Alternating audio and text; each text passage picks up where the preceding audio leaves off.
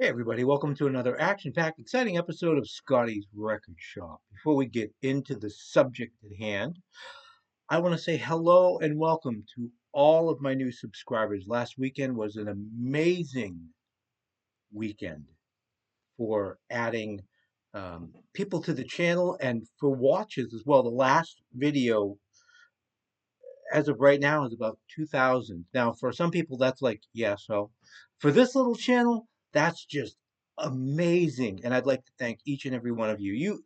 One thing, if you've been around here for a while, you know that maybe I gush a little bit and I go on and on and on about how appreciative I am to my subscribers and my viewers, but I really, really do mean it. And I'm so grateful for each and every one of you for taking just a little bit of your time out of your day to come and listen to my foolishness.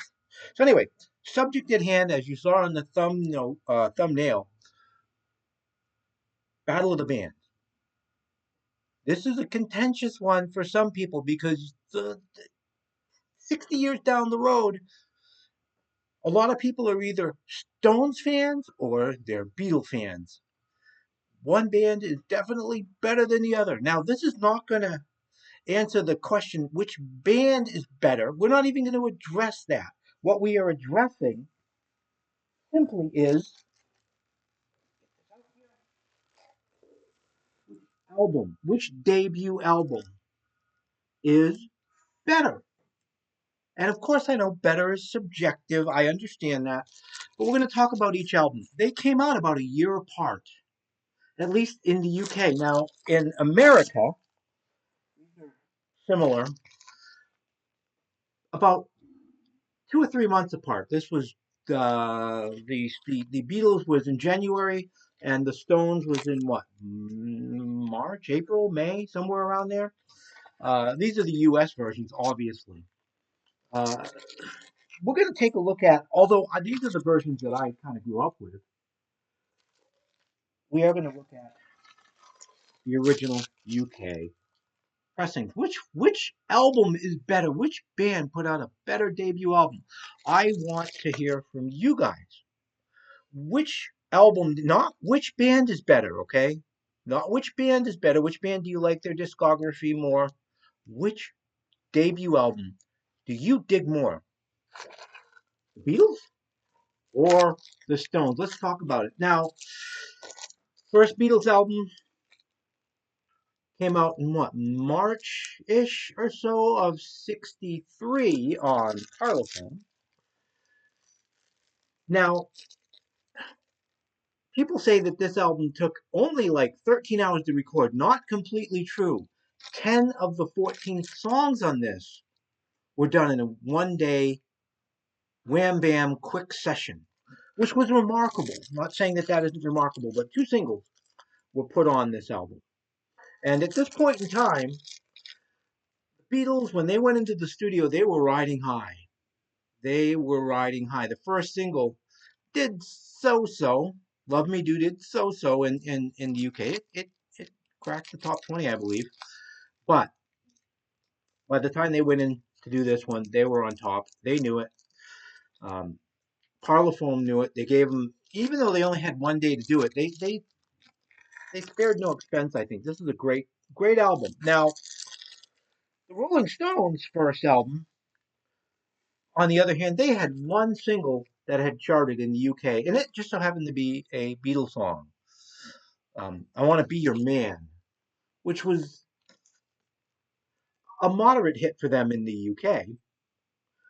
But their label in the UK, Decca, was kind of like, well, we don't know if we want to put out we don't know if we want to put a ton of money into this band at this particular point in time. So they released an EP.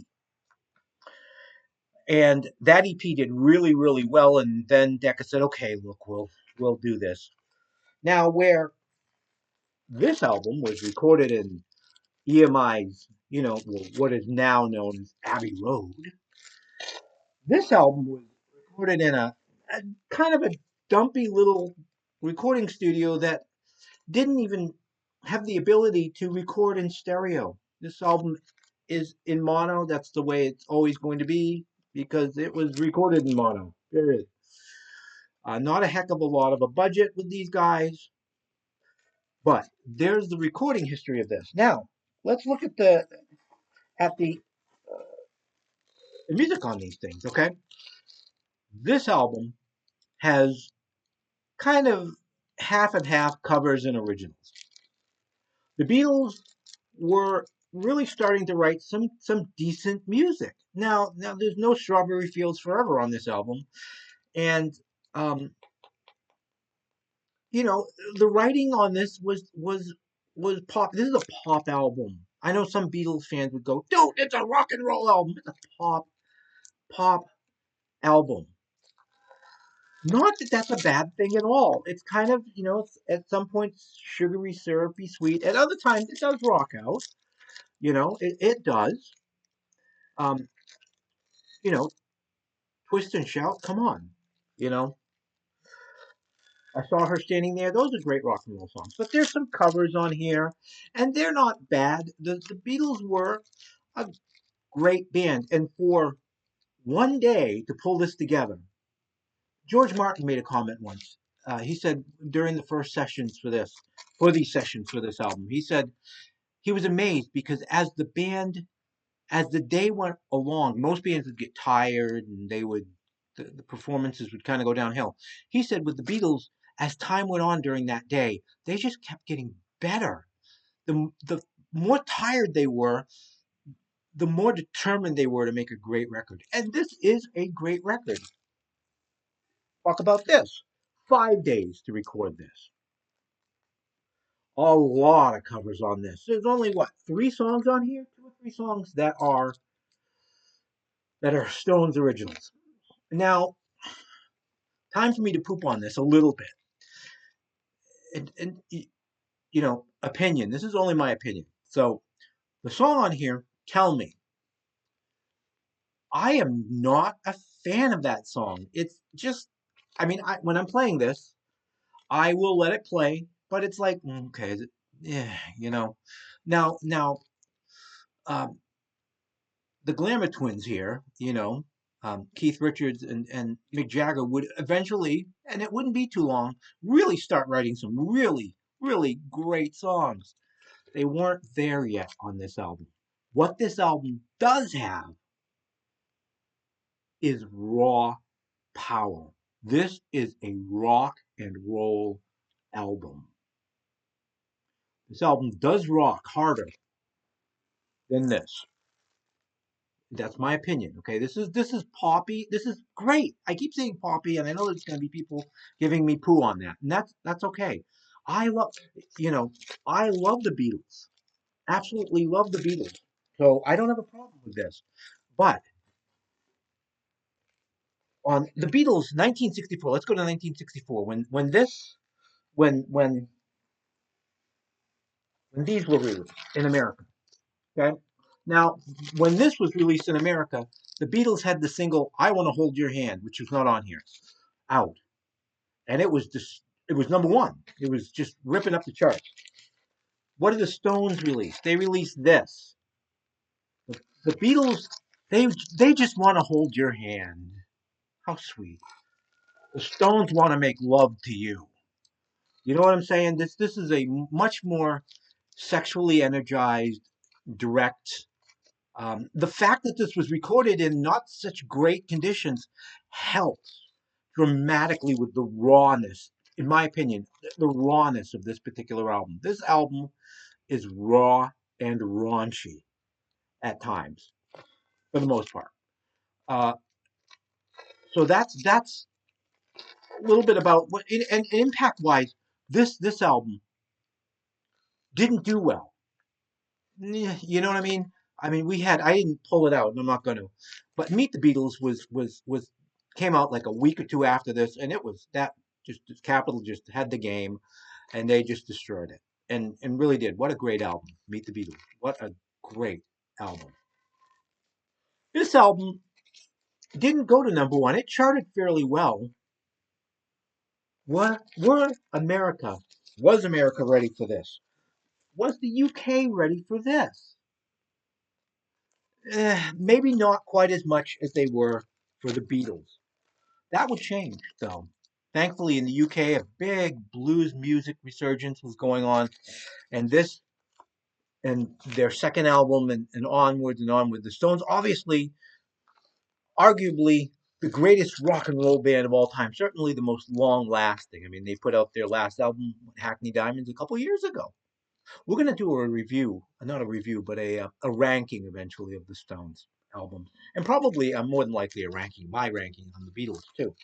But the world did come around to this eventually, thankfully. Now here is where I want you to give your opinion down here in the comments. Be nice about it. Don't argue with each other. It's just our opinions. Which album do you think is? Oops, hello. Which album? Obviously, it's the Stones, right? Let's fix this kid. Which album? Which is a better debut album? Stones or the Beatles? Who wins the battle of the bands? Now, I have to tell you,